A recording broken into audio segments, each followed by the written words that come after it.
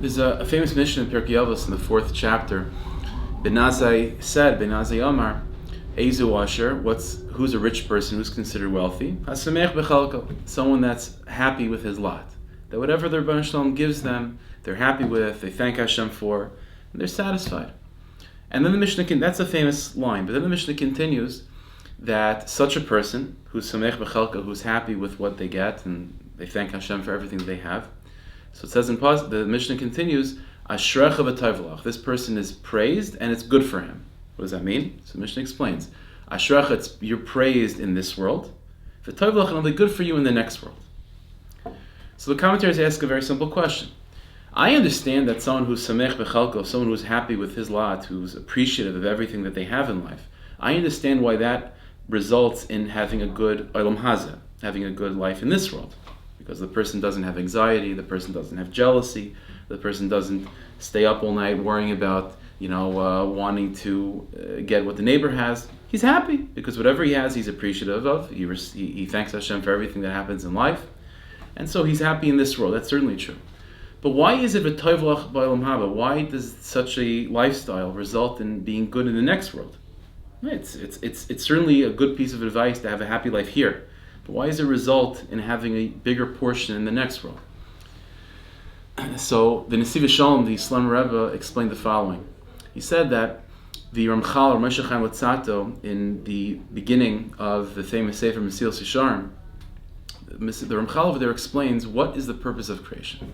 Like, why did Hashem start this whole program called life and building the universe? Like, what is His plan? What's His purpose?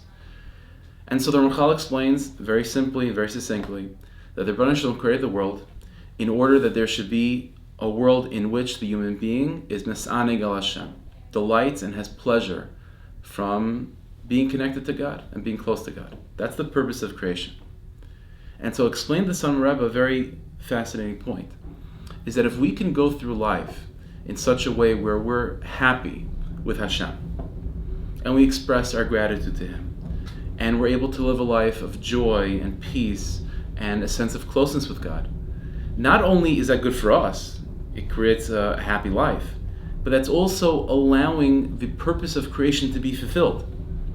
It's, in other words, fulfilling Hashem's ultimate plan. And there's no greater reward that a person can receive than helping God out in His whole plan. And so, if you have a person who's constantly upset about what's going on in life, is never satisfied, is never happy, not only does he, is he shooting himself in the leg in terms of having a happy life here, but he's also stopping Hashem's purpose of creation from being fulfilled. Hashem wants us to be happy with Him. And so the more a person is happy with Him, not only does it result in having a happy life practically, but you're therefore also facilitating Hashem's plan in His purpose of creation to be fulfilled. And that itself is the greatest mitzvah of all. The greatest mitzvah we could ever do is facilitate the purpose of creation to happen. And since the purpose of creation is for a Jew to be happy with God, then the more happy a person is with God, and the more thankful a person is, the more loving relationship we develop with God, not only is it good for us here, but it's good for us in the next world because we're facilitating the purpose of creation to be fulfilled. And so this is what we have to remember, that the more thankful a person is with Hashem, and the more healthy and happy relationship one cultivates with God, it's good for us and it's good for God, which ultimately results in being even better for us. So Hashem should help that we should come to Shabbos b'menuchas nefesh, b'menuchas haguf, and both individually and collectively see the redemption of our people. V'yeskol tzedek m'her v'meinu amen.